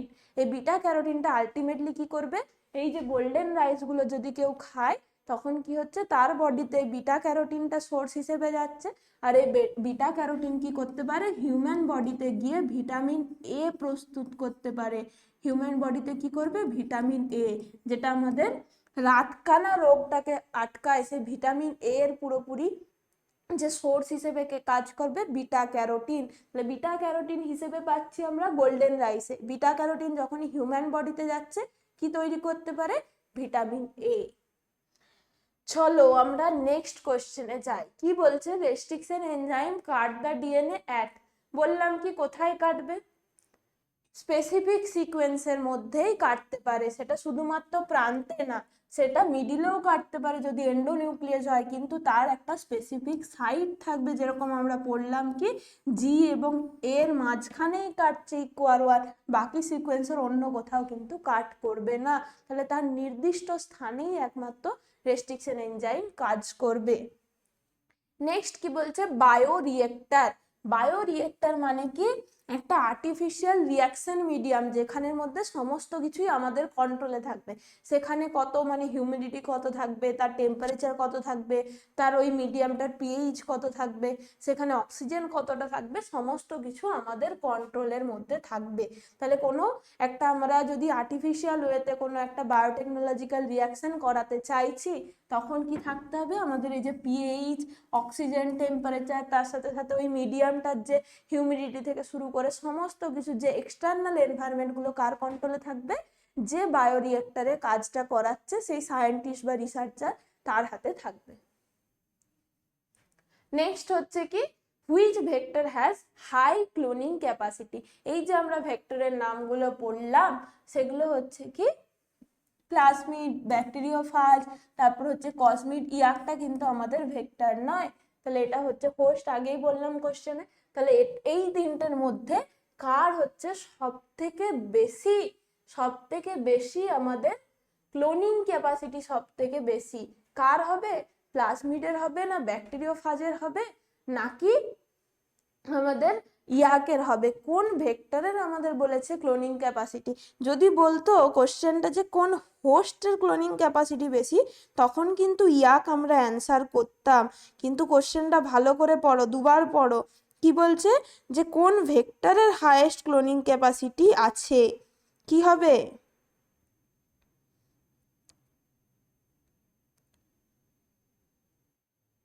ভেক্টরের হবে নাকি এটা, মানে ইয়াকের ক্ষেত্রে আমরা যদি বলি ইয়াক হোস্ট হিসেবে যখন কাজ করছে তখন মাল্টিপল, তার অনেক বেশি তার ক্লোনিং ক্যাপাসিটি, একসাথে অনেক কি করতে পারে, ডিএনএর কপিটাকে একসাথে রেপ্লিকেট করতে পারে। তাহলে কি হবে, এই ক্ষেত্রে যখন আমরা বলবো যে যদি আমরা ইস্টের কথা বলি, ইস্টের ক্ষেত্রে হাইয়েস্ট ক্লোনিং ক্যাপাসিটি হবে যখন সেটা হোস্ট হিসেবে কাজ করছে। কিন্তু আমাদের যদি আমরা ভেক্টর হিসেবে বলি, তাহলে ভেক্টর হিসেবে আমাদের বেশিরভাগ ক্ষেত্রে আমরা কি করব, প্লাজমিডেরই ক্লোনিং ক্ষমতা সব থেকে বেশি করব। যদি ভেক্টর অ্যান্সার মানে কোশ্চেন থাকে, যদি স্পেসিফিক করে ভেক্টর না বলে দেয় যে কার ক্লোনিং ক্যাপাসিটি সব থেকে বেশি, তখন কিন্তু অ্যান্সারটা হয়ে যেত ইয়াক, ভালো করে এখানে স্টার দেবে। যদি বলে দেয় কোন ভেক্টরের ক্লোনিং ক্ষমতা বেশি, তখন কি করব, প্লাজমিড। যদি বলে শুধুমাত্র বলে দেয় যে ক্লার ক্লোনিং ক্যাপাসিটি বেশি, তখন কি করব, ইয়াক। নেক্সট কি বলছে, ইয়াকের ফুল ফর্ম কি, ইয়াকের ফুল ফর্ম অলরেডি আমরা বলেছি কি east artificial chromosome, east artificial chromosome, option কি এ। নেক্সট কি বলছে, আমাদের পিসিআর এর ধাপগুলো সম্বন্ধে বলেছে। তাহলে পিসিআর সম্বন্ধে যখন আমরা পড়ছি, একটুখানি স্টেপস গুলোকে তাহলে আমরা শর্টে আলোচনা করে নিই। তাহলে সবার প্রথমে পিসিআর এর স্টেপসে কি আসবে, পিসিআর এর সবার প্রথম স্টেপসে আসছে ডিন্যাচুরেশন। ডিন্যাচুরেশন মানে কি, আমরা উচ্চ তাপ প্রয়োগ করে যে ডবল স্ট্র্যান্ডেড ডিএনএ কে ভেঙে দেব, দিয়ে একটা একটা করে সিঙ্গেল স্ট্র্যান্ড ডিএনএ তৈরি করে দেব। তাহলে ডবল স্ট্র্যান্ড ডিএনএ কে ভাঙার পরে কিরকম আসবে, এটা যদি একটা ডিএনএ ডবল স্ট্র্যান্ডেড ডিএনএ হয়, মাঝখানে আমরা জানি কি আছে, মাঝখানে আছে আমাদের হাইড্রোজেন বন্ধনী আছে, মাঝখানে কি আছে? হাইড্রোজেন বন্ধনী। এরপরে আমরা কি করব, ডিন্যাচুরেশনের ক্ষেত্রে মোটামুটি 94 থেকে 98 ডিগ্রি, এরকম প্রায় 100 ডিগ্রির কাছাকাছি এত হাই টেম্পারেচার যখনই প্রয়োগ করা হবে, তখনই কি হবে, ডিএনএর মাঝখানে থাকা এই হাইড্রোজেন বন্ধনীগুলো এরকম ভাবে কেটে যাচ্ছে। এই জায়গাগুলো যদি আলাদা হয়ে যায় তাহলে কি থাকবে, আমাদের পড়ে থাকবে কি, এরকম করে করে এক একটা আলাদা আলাদা ডিএনএ স্ট্র্যান্ড পড়ে থাকবে। এটা একটা ডিএনএ স্ট্র্যান্ড, এটা একটা ডিএনএ স্ট্র্যান্ড। তাহলে এই প্রসেসটা হয়ে গেল ডিন্যাচুরেশন, মানে উচ্চ তাপমাত্রার প্রয়োগ করছি। উচ্চ তাপমাত্রা প্রয়োগ করার ফলে ডিএনএ যে অংশগুলো, দুটো স্ট্র্যান্ড মাঝখান থেকে হাইড্রোজেন বন্ধনগুলো আলাদা হয়ে গিয়ে দুটো সিঙ্গেল স্ট্র্যান্ডের ডিএনএ তৈরি হয়ে গেল। তারপরের স্টেপে আমরা কি পাবো, পরের স্টেপস হবে অ্যানিলিং। নেক্সট স্টেপস হবে কি, অ্যানিলিং। অ্যানিলিং এর টেম্পারেচার কত থাকবে, মোটামুটি ওই 50 থেকে 56 ডিগ্রি এই টেম্পারেচারে কাজ করবে। তাহলে অ্যানিলিং প্রসেসের সময় কি হবে, এই একটা আলাদা করে একটা সিঙ্গেল স্ট্র্যান্ডের ডিএনএ কে আমরা নিচ্ছি, মানে আলাদা আলাদা করে দুটো আলাদা আলাদা হবে, তাহলে একটাকে শুধু আমরা যদি নিই, এরপরে অ্যানিলিং স্টেপে আমরা কি করব, ডিএনএর একটা ছোট্ট টুকরো, যেটাকে আমরা বলছি কি প্রাইমার, যেমন আমরা পড়ছিলাম আরএনএ প্রাইমার, সেম ভাবে ডিএনএর একটা ক্ষুদ্র অংশ, কয়েকটা মাত্র বেস নিয়ে তৈরি একটা ডিএনএর ক্ষুদ্র অংশ, সেই পরিপূরক ডিএনএর ক্ষুদ্র অংশটাকে আমরা কি করব, এই সিঙ্গেল স্ট্র্যান্ডের সাথে এই জায়গাতে আমরা জুড়ে দিলাম। তাহলে এইটা যদি ছিল 5 প্রাইম টু 3 প্রাইম, এটা হয়ে যাবে কত, 5 প্রাইম থেকে 3 প্রাইম। তাহলে এই ডিএনএ প্রাইমারটা যুক্ত করলাম অ্যানিলিং স্টেপে, ছোট্ট একটা ডিএনএ প্রাইমার যুক্ত করা হলো। আর ডিএনএ প্রাইমার যুক্ত করার পরে কি হবে, এই ডিএনএ প্রাইমারটা কি করতে পারে, পরবর্তীতে যখন আমরা এক্সটেনশন করব, তার পরিপূরক প্রত্যেকটা ডিএনএর বেস সজ্জাকে যুক্ত করে একটা কমপ্লিট একটা পুরো লম্বা ডিএনএ সিকোয়েন্স তৈরি করে দিতে পারবে। এরপরে স্টেপসে আমরা পড়বো কি, প্রাইমার যুক্ত হয়ে গেল আমাদের অ্যানিলিং স্টেপে, তার লাস্ট স্টেপস আসছে আমাদের এক্সটেনশন, মানে আমরা এই যে ডিএনএ সিকোয়েন্সটাকে অনেকটা বড় আকারে বাড়াবো এক্সটেনশন স্টেপটাতে। এক্সটেনশনে কি করব, প্রথমের তো এটা তো ছিলই ডিএনএ স্ট্র্যান্ডটা সিঙ্গেল স্ট্র্যান্ড, এটা 5 প্রাইম টু 3 প্রাইম ছিল। আর সবসময় ডিএনএ পলিমারাইজেশন কোন দিক থেকে কোন দিকে হয়, সিকোয়েন্সের স্টেপ, যেটা আমরা ইয়েতে পড়েছিলাম, জেনেটিক্সে পড়েছিলাম, ডিএনএ পলিমারাইজেশনের ডিরেকশন সব সময় কোথায় থাকবে, সেটা ডিএনএ পলিমারাইজেশন হোক আরএনএ পলিমারাইজেশন হোক, শুধু মনে রাখবে কি তার ডিরেকশন থাকে সবসময় 5 প্রাইম থেকে 3 প্রাইম এন্ডের দিকে। তাহলে এই কি করছে, এরকম ভাবে এইগুলো তো ছিলই, নতুন করে যখনই এক্সটেনশন এই স্টেপে কে কাজে লাগবে, এই স্টেপেই হচ্ছে আমাদের ট্যাগ পলিমারেজ কাজে লাগবে। দিয়ে কি করলো, নতুন করে যে ডিএনএ সিকোয়েন্সটাকে স্ট্র্যান্ডটাকে এরকম ভাবে জুড়ে দিল। কিরকম আসছে, এই রকম। এটা ছিল আমাদের 5 প্রাইম এন্ড, এটা ছিল 3 প্রাইম, এটারও এটা কি হয়ে যাচ্ছে 5 প্রাইম টু 3 প্রাইম এন্ড। তাহলে নতুন করে আবার কি হলো, ডিএনএ এর যে ডবল স্ট্র্যান্ডেড ডিএনএ তৈরি হয়ে গেল। তাহলে প্রথমে ছিল ডবল স্ট্র্যান্ডেড, দিয়ে আমরা ডিন্যাচুর করে সিঙ্গেল স্ট্র্যান্ডে ভাঙলাম, দিয়ে অ্যানিলিং এর মাধ্যমে একটা ছোট্ট প্রাইমার যুক্ত করে এই স্টেপে কাজে লাগছে কি আমাদের ট্যাগ পলিমারেজ। তাহলে এই রকমও কোশ্চেন আসতে পারে যে পিসিআর রিঅ্যাকশনের পার্টিকুলার কোন স্টেপটাতে আমাদের ট্যাগ পলিমারেজ যে এনজাইমটা কাজে লাগবে। তাহলে পলিমারেজ এনজাইম কোথায় কাজে লাগে, যেখানে ডিএনএ সিকোয়েন্সটাকে বাড়াতে বা ডিএনএ সিকোয়েন্সের কি করতে পারে, নতুন করে ডিএনএ সিকোয়েন্স তৈরি করার জন্য পলিমারেজ লাগেছে। তাহলে তার এই যে পরিপূরক বেশ সজ্জাগুলো যুক্ত করে করে প্রাইমার থেকে কি করলো, পুরো স্ট্র্যান্ডটা তৈরি হয়ে গেল, সেই স্টেপটা হচ্ছে কি এক্সটেনশন। তাহলে ট্রান্সলেশন বলে এখানে কিন্তু কোনো স্টেপ নেই। আর এখানের টেম্পারেচারটা কত ছিল, এখানের টেম্পারেচার যেটা ট্যাগ পলিমারের যে টেম্পারেচার, সেই টেম্পারেচারটাই হবে। ক্লিয়ার? তাহলে আমরা একটা স্লাইডের মাধ্যমে পিসিআর স্টেপগুলোকে একটুখানি আলোচনা করে নিলাম। তাহলে পিসিআর তো পড়লাম, এবার পিসিআর এর ইউজটাও একটুখানি আমরা পড়ে নিই, কোথায় কাজে লাগছে। একটা ডিএনএ এর একটা পার্ট থেকে আমরা যদি তার অনেকগুলো মাল্টিপল কপি তৈরি করতে চাই, ছোট একটা ডিএনএ এর অংশ থেকে আমরা কি করছি, পুরোপুরি তার ডিএনএ সিকোয়েন্সটা নিয়ে আসতে চাই। বিভিন্ন ধরনের ল্যাবের টেস্টে লাগে, দেখবে তোমরা পিসিআর, আরটিপিসিআর কোভিডের টাইমে লাগছিল।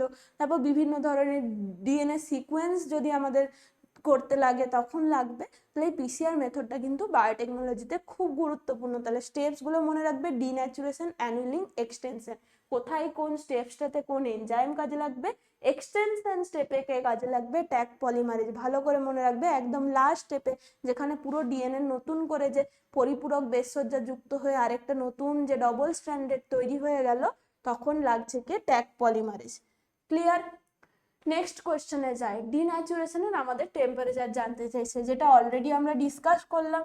তাহলে ডিন্যাচুরেশনের টেম্পারেচার কত বললাম, 94 থেকে 98 এর মধ্যে। তাহলে এখানে কোন অপশনটা হবে, এখানে আমাদের হচ্ছে 94 থেকে 95, এই অ্যান্সারটাই আসছে। নেক্সট কি বলছে, অ্যানিলিং কোন তাপমাত্রায় হয়। অ্যানিলিং কোন তাপমাত্রায় হবে, অ্যানিলিং মানে মাঝের স্টেপটা কত বললাম, এখানে ওই 52 থেকে 56, মোটামুটি এই রেঞ্জের মধ্যে 50 থেকে 60 বা 65, এই রেঞ্জ যেটা দেওয়া থাকবে। কারণ অনেক সময় অপশনগুলো দেখবে কাছাকাছি যে অপশনটা থাকে সেটা কারেক্ট করবে। তাহলে এখানে আমাদের এই অপশনটা মোস্ট অ্যাপ্রোপ্রিয়েট হচ্ছে অপশন বি। ক্লিয়ার? চলো আমাদের পরের কোয়েশ্চেন কি বলছে, এক্সটেনশন ধাপে। তাহলে প্রত্যেকটা ধাপগুলো পড়লাম, তার কিন্তু টেম্পারেচার গুলো দেখছো খুবই গুরুত্বপূর্ণ। এখানে তাহলে কোনটা অপশন হবে, এই হচ্ছে যে টেম্পারেচারে আমাদের ট্যাগ পলিমারেজ কাজ করছে সেই স্টেপটাই তো এক্সটেনশন। তাহলে অপশন কি হয়ে গেল, এ।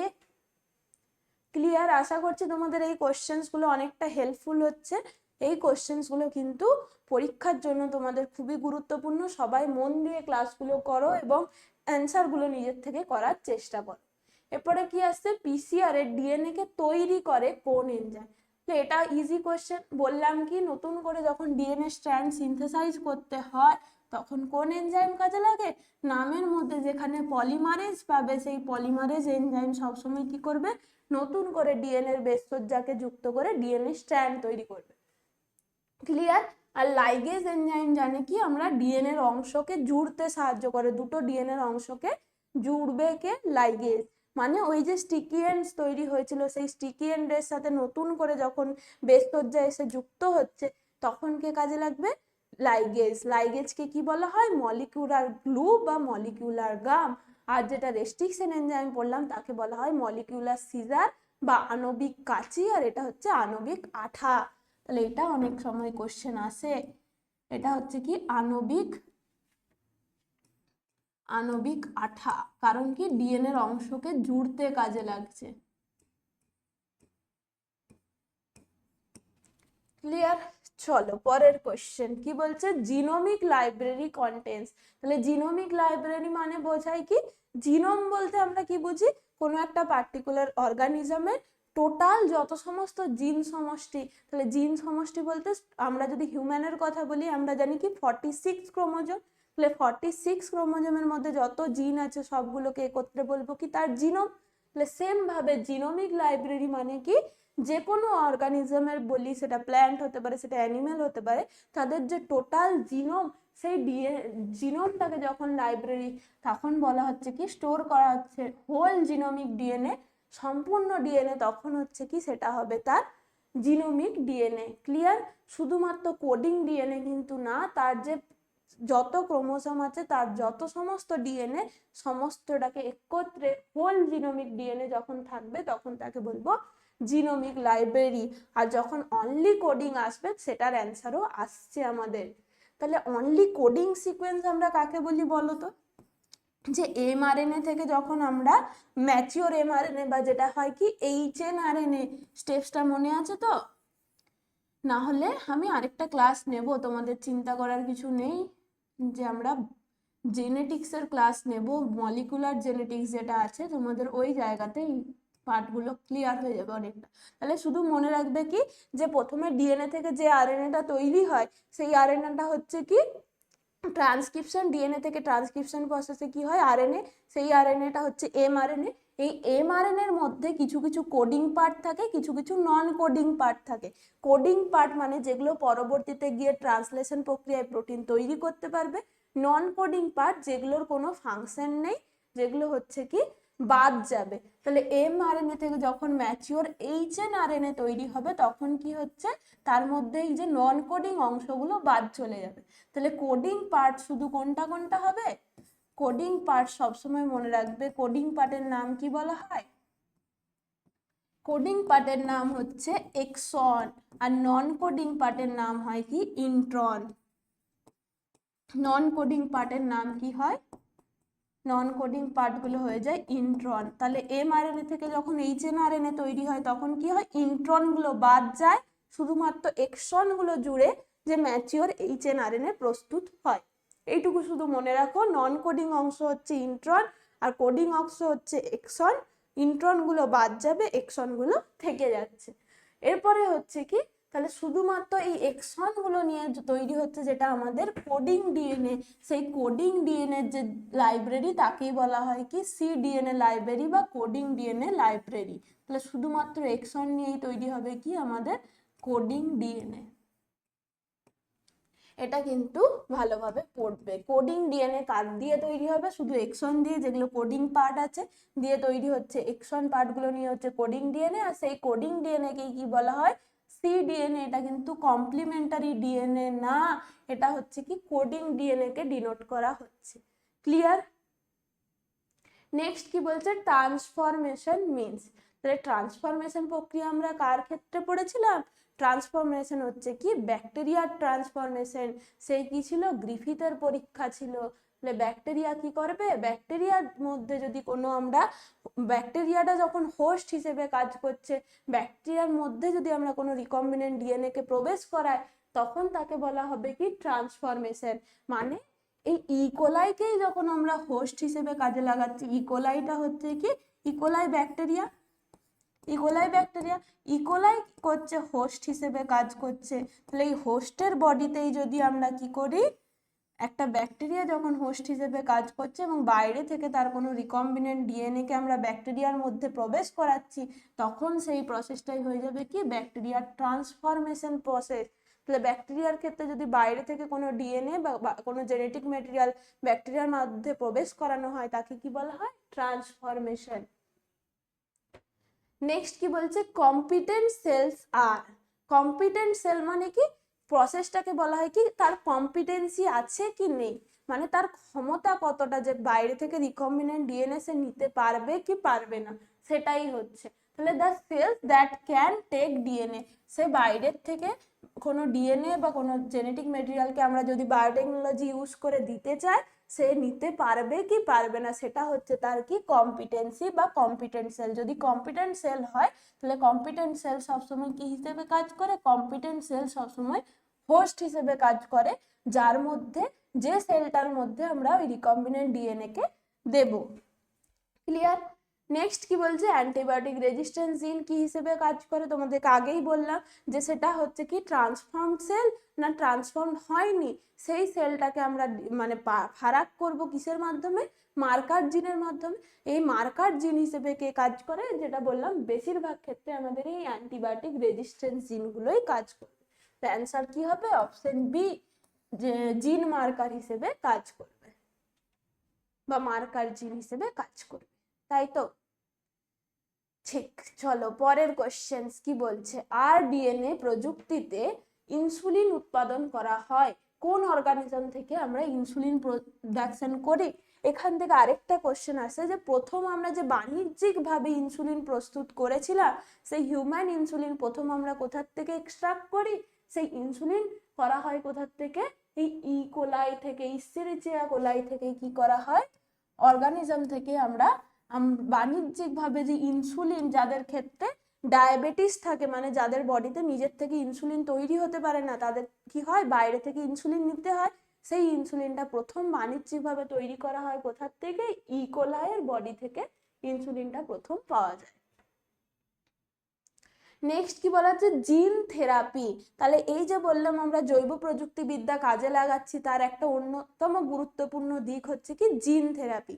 যারা হচ্ছে বিভিন্ন ধরনের জিনগত রোগে আক্রান্ত, তাদের ক্ষেত্রে দেখা যায় যে বিভিন্ন ক্যান্সারের ট্রিটমেন্টের ক্ষেত্রেও কিন্তু এখন জিন থেরাপি করানো হচ্ছে। মানে কি? পার্টিকুলার যে স্পেসিফিক অঙ্কোজিনটা এফেক্টেড হয়েছে, সেই জিনটাকে অন্য যে ভালো জিন দিয়ে প্রতিস্থাপন করা হচ্ছে। তাহলে এই জিন থেরাপি কার ক্ষেত্রে ব্যবহার করা হয়? জেনেটিক ডিসঅর্ডার যেটা আমরা পড়েছিলাম কি প্রথম অ্যাডিনোসিন ডিঅ্যামিনেজ ডেফিসিয়েন্সি, ওই পার্টিকুলার এনজাইমটার ডেফিসিয়েন্সি ছিল, এরকম একটা ছোট্ট 4 বছরের বাচ্চার ওপর প্রথম জিন থেরাপি প্রয়োগ করা হয়। তাহলে জিনগত রোগ তো হবেই মাস, তার সাথে সাথে বর্তমানে বিভিন্ন যে ক্যান্সারের রোগের জন্য যে জিনটার দ্বারা এফেক্ট হচ্ছে, যার জন্য ক্যান্সার হচ্ছে, সেই প্রোটো অঙ্ক বা সেই স্পেসিফিক অঙ্ক জিনটাকে কি করা হয়, অন্য যে ভালো জিন দিয়ে প্রতিস্থাপন করা হয়। দুটোর ক্ষেত্রেই হবে, মনে রাখবে, ক্যান্সারের ট্রিটমেন্ট এবং জেনেটিক ডিসঅর্ডারের ট্রিটমেন্ট দুটোর ক্ষেত্রেই ইউজ হয়। আর প্রথম জিন থেরাপি যদি জিজ্ঞাসা করে, ফার্স্ট জিন থেরাপি করা হচ্ছে কোথায়? ফার্স্ট জিন থেরাপি করা হয় অ্যাডিনোসিন ডিঅ্যামাইনেজ ডেফিসিয়েন্সি, এডিএ বলা হয়, অ্যাডিনোসিন ডিঅ্যামাইনেজ ডেফিসিয়েন্সি ছিল এরকম একটা 4 বছরের বাচ্চার ওপর প্রথম করা হয়। নেক্সট কি বলছে? এসসিআইডি। আচ্ছা, এসসিআইডি এটাও হচ্ছে কি একটা সিভিয়ার কম্বাইন্ড ইমিউনো ডেফিসিয়েন্সি। এটার ফুল ফর্ম কি? Severe combined immuno deficiency. এটার ফুল ফর্ম মনে রাখবে, এসসিআইডি, সিভিয়ার কম্বাইন্ড ইমিউনো ডেফিসিয়েন্সি।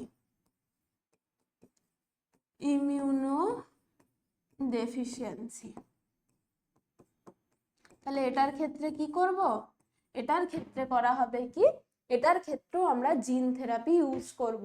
এই যে স্পেসিফিক অনাক্রম্যতন্ত্র রোগ, যেটা বডির পুরোপুরি ভাবে আমাদের যে একদম বি সেল, টি সেল, যত বডির হোল ইমিউনিটিটাকে পুরোপুরি ভাবে ভেঙে ফেলে এই ডিজিজটার ক্ষেত্রে, তখন কি করা হয়? জিন থেরাপি প্রয়োগ করা হয়। তাহলে জিন থেরাপির ইউজ কোথায় কোথায় পড়লাম? ক্যান্সারের ক্ষেত্রে পড়লাম, বিভিন্ন হচ্ছে আমাদের এই যে ক্যান্সারের ট্রিটমেন্টে পড়লাম। আরেকটা নাম মনে রাখবে, এটা তোমাদের এনসিআরটিতেও দেওয়া আছে, সিভিয়ার কম্বাইন্ড ইমিউনোডেফিসিয়েন্সি বা এসসিআইডি। আমাদের বডির একটা ইমিউনোলজিক্যাল ডিফেন্সটা পুরোপুরি ভাবে ভেঙে যায় এই ডিজিজটার ক্ষেত্রে, তখন কি করতে হয়? জিন থেরাপি দিতে হয়। নেক্সট আমরা আর কয়েকটা কোশ্চেন করব, 40 নাম্বার কোশ্চেন করে আমরা আজকের ক্লাসটা শেষ করব। আর এইটার থেকে আমরা আরো একটা পার্ট 2 আরেকটা ক্লাস নেব, যেখানে আরো কিছু কম কোশ্চেন্স করব। তার সাথে সাথে ক্যাটাগরি 2 এর যে কোশ্চেন্স কিছু আসে, এই চ্যাপ্টার থেকে কিন্তু ক্যাটাগরি 2 এর কোশ্চেন আসার সম্ভাবনা অনেকটা বেশি থাকে। তাই পরবর্তী ক্লাসে আমরা অবশ্যই, যারা এই ক্লাসটা করছো, পার্ট 2 এর পরের যে ক্লাসটা আসবে অবশ্যই করবে। সেখান থেকে আমরা ক্যাটাগরি 2, তার সাথে সাথে এখানে যে কয়েকটা কোশ্চেন বেঁচে থাকবে 40-এর পরে, আরো কিছু কোশ্চেন আমরা পরের ক্লাসে করব। চলো তাহলে আমরা লাস্ট 36 এর কোশ্চেন্স করি। কি বলছে? যে বায়োপাইরেসি মানে কোনোভাবে আমরা যে বিভিন্ন যে জৈব প্রযুক্তি বলা হোক বা বিভিন্ন ধরনের বায়োলজিক্যাল প্রোডাক্টগুলোকে যখন ইল্লিগাল ওয়েতে ইউজ করা হচ্ছে, বায়োপাইরেসি বলা হয়। মানে তাকে, তার কোনো এই যে যেটা বলবে কি, একটা উদাহরণ মনে রাখবে, যে বাসমতি চালের একটা পেটেন্ট দেওয়া হয়েছিল একটা আমেরিকান সংস্থাকে, কিন্তু তারা তার যে পেটেন্টের শর্তাবলী ছিল সেইগুলোকে বাদ দিয়ে, মানে বাণিজ্যিকভাবে নিজেদের লাভের কারণে বাসমতি চালকে অনেক বেশি পরিমাণে তারা ইউজ করেছে। তাহলে এইগুলো হচ্ছে কি বায়োপাইরেসি। বিভিন্ন ধরনের ইল্লিগাল ইউজ করবে, মানে লিগাল অথরিটি নেই তার, বায়োলজিক্যাল বিভিন্ন রিসোর্সকে, বিভিন্ন হচ্ছে কি পশু পাখি হতে পারে, বিভিন্ন পশু পাখি থেকে প্রাপ্ত কিছু বস্তু হতে পারে, সেগুলোকে কি করা হচ্ছে? ইল্লিগাল ভাবে ব্যবহার করা হচ্ছে, তখন তাকে আমরা বলবো কি? বায়োপাইরেসি। নেক্সট কোয়েশ্চেন কি বলছে? Bioethics deal with the. তাহলে বায়ো এথিক্স কার সাথে ডিল করবে? বায়োপাইরেসি টার্মটার মধ্যে পড়লাম কি, পাইরেসি মানে কোনো ইল্লিগাল ভাবে বায়োলজিক্যাল যে জিনিসপত্রগুলোকে ইউজ করা হচ্ছে। আরেকটা টার্ম পড়ছি আমরা, বায়ো এথিক্স। বিভিন্ন এথিক্যাল দিকগুলো যখন আসে, এথিক্স বা নৈতিক সমস্যা, এথিক্যাল ইউজেস, তাহলে বায়ো এথিক্সের মধ্যে কি আসবে? বায়োলজিক্যাল প্রোডাক্টগুলো ইউজ করার জন্য বিভিন্ন এথিক্যাল দিক থাকে। মানে কি, কোন কোন ক্ষেত্রে আমরা ইউজ করতে পারি। এই যে দেখবে বিভিন্ন ভ্যাকসিনের যে টেস্টিং করা হয়, প্রথম একদম একটা ভ্যাকসিন প্রস্তুত করার পরে ডিরেক্টলি হচ্ছে আমরা হিউম্যান বডির উপর টেস্ট করতে পারি না। বিভিন্ন ক্ষেত্রে দেখবে র্যাবিটের ওপর করা হয়, অনেক সময় শূকরের ওপর বা পিগের ওপর করা হয়। তাহলে তাদের ক্ষেত্রেও কিছু এথিক্যাল দিক থাকে, যে কোন ক্ষেত্রে আমরা কোনো একটা বায়োলজিক্যাল বস্তুকে আমরা বা কোনো অ্যানিম্যালকে হতে পারে আমরা ইউজ করতে পারি আমাদের বিভিন্ন বায়োটেকনোলজিক্যাল কাজের ক্ষেত্রে, কোন ক্ষেত্রে পারি না। এই ধরনের যে এথিক্যাল কনসিডারেশনস গুলো আসবে কার আন্ডারে? বায়ো এথিক্স এর আন্ডারে। নেক্সট কোশ্চেন কি বলছে, ক্রায়ো প্রিজার্ভেশন। ক্রায়ো প্রিজার্ভেশন আমরা জানি কি, দীর্ঘদিন ধরে আমরা যদি কোনো একটা সেলকে সজীব ভাবে আমরা রাখতে চাই তাহলে কি করা হয়, -196 ডিগ্রি টেম্পারেচারে, মাইনাস অনেক একদম 196 ডিগ্রি সেন্টিগ্রেডে কি করা হয়, লিকুইড নাইট্রোজেনের মধ্যে যদি স্টোর করা হয় তাকে আমরা বলবো কি, ক্রায়ো প্রিজার্ভেশন। লিকুইড নাইট্রোজেনে স্টোর করা হবে, এটা কি হচ্ছে, ফ্রিজিং সেল। কোষগুলোকে যদি দীর্ঘদিনের জন্য আমাদের স্টোর করে রাখতে হয় এবং সজীব অবস্থায় রাখতে হয় তখন কি করতে হবে, লিকুইড নাইট্রোজেনের মধ্যে ডিপ করে সেটাকে ওই -196 মানে কিরকম একটা ফ্রিজিং কন্ডিশন ভাবো, 0 ডিগ্রি সেন্টিগ্রেড টেম্পারেচারে বরফ জমে যায়, তার থেকে -196 ডিগ্রি, সেইখানে কি করতে হবে, আমাদের ক্রায়ো প্রিজার্ভেশন করতে হবে। নেক্সট কি বলছে, সোমাটিক হাইব্রিডাইজেশন ইনভলভস। তাহলে সোমাটিক হাইব্রিডাইজেশন কি করবে, যে সমস্ত সেলগুলোর ক্ষেত্রে কোনোভাবে অ্যাসেক্সুয়াল বা সেক্সুয়াল রিপ্রোডাকশন করানো পসিবল না, তাদের ক্ষেত্রে কি করা হয়, আর্টিফিশিয়াল ভাবে এরকম দুটো সেল নেওয়া হয়। কি করা হয়, এরকম দুটো সেল নেওয়া হয়, দুটো আলাদা আলাদা সেল। তার কি থাকবে, তার কোনো প্রকার সেল ওয়াল থাকবে না। প্রোটোপ্লাস্ট মানে আমরা কি জানি, প্রোটোপ্লাস্ট মানে সেল মাইনাস তার যে সেল ওয়াল বাদ দিই, সেল ওয়াল বাদ দিলে তার যা যা সেল অর্গানেলি আর ভেতরে যে প্রোটোপ্লাজমটা থাকছে সেটাকে আমরা বলি কি, প্রোটোপ্লাস্ট। তাহলে সেল ওয়াল বাদ দিয়ে দুটো সেলকে যদি আমরা এরকম ভাবে যুক্ত করে দিই, ফিউজড করে দিই একসাথে, তারপরে যেটা তৈরি হবে সেটাই হচ্ছে কি আমাদের সোমাটিক হাইব্রিডাইজেশন।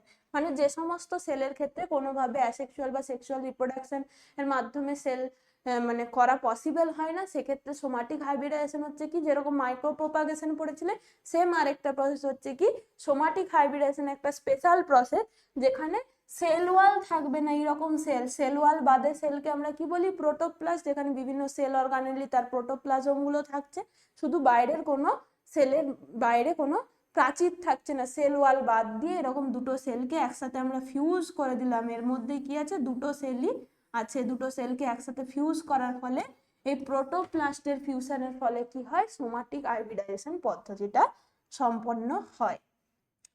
চলো আজকের ক্লাসে তাহলে আমাদের এটা শেষ কোশ্চেন, এখানে আমরা শেষ করছি। পরবর্তীতে আমরা আরো একটা এই বায়োটেকনোলজির পার্ট 2 নিয়ে আলোচনা করব। কি হবে এটার অ্যান্সার, সেল উইথ ওয়াল না সেল উইদাউট ওয়াল। তাহলে প্রোটোপ্লাস্ট আমরা সেল অর্গানেলি মানে সেলের যে একদম বেসিক চ্যাপ্টারে পড়েছিলাম কি, প্রোটোপ্লাস্ট বলতে কি বোঝায়, যে কোষ প্রাচীর বিহীন একটা কোষকে আমরা কি বলবো, সেই কোষটা তার হচ্ছে প্রোটোপ্লাস্ট। ক্লিয়ার? তাহলে আশা করছি আজকের কোশ্চেন্স গুলো সবার জন্য হেল্পফুল হয়েছে, সবাই মন দিয়ে ক্লাসটা করবে এবং লাস্টে গিয়ে অবশ্যই কমেন্ট সেকশনে তোমাদের ফিডব্যাকটা জানাবে, কে কতগুলো কোশ্চেন্স অ্যাটেম্প্ট করতে পেরেছো, কোন কোন জায়গায় প্রবলেম হচ্ছে একটুখানি আমাকে জানাবে। তাহলে থ্যাংক ইউ সবাইকে আজকের ক্লাসটা অ্যাটেন্ড করার জন্য এবং মন দিয়ে এতক্ষণ ক্লাসটা করেছো সবাই, আমি এটাই আশা করছি। থ্যাংক ইউ সবাইকে। আর পরবর্তী ক্লাসে আমরা কি করব, এটার পার্ট 2 নিয়ে আলোচনা করব এবং তারপরে পরে আস্তে আস্তে আমরা প্রত্যেকটা চ্যাপ্টারকে ধরে ধরে এইভাবে প্র্যাকটিস করব, যাতে এক্সামের আগে আমাদের প্রিপারেশনটা খুব ভালোভাবে আমরা নিতে পারি। চলো টাটা সবাইকে, আজকের মতো তাহলে আমরা ক্লাসটা এখানে শেষ করছি। পরের ক্লাসগুলোতে সবাই সেম ভাবে জয়েন করতে থাকো। আর লাস্ট একটাই বলবো, সবাই একটুখানি ভিডিও দেখছো কিন্তু অনেকে লাইক করছে না, একটাই রিকোয়েস্ট তোমাদের কাছে, শুধু একটুখানি ভিডিওটা লাইক করে দিও। তোমাদের ফিডব্যাক, তোমাদের ভালো লাগুক ক্লাসটা খারাপ লাগুক, কোনো জায়গায় প্রবলেম থাকুক ডাউট থাকুক, তো সব সময় বলেছি তোমরা অবশ্যই কমেন্ট সেকশনে একটুখানি জানাবে। তোমাদের ফিডব্যাকটা পেলে আমি সেই অনুযায়ী তোমাদেরকে রিপ্লাই দিতে পারবো। পরের ক্লাসগুলোতে যদি তোমাদের কোনো প্রবলেম থাকে সেই জায়গাগুলো সেই টপিকগুলোকে ইনক্লুড করে নিতে পারবো ক্লাসের মধ্যে, তাই না? চলো টাটা তাহলে।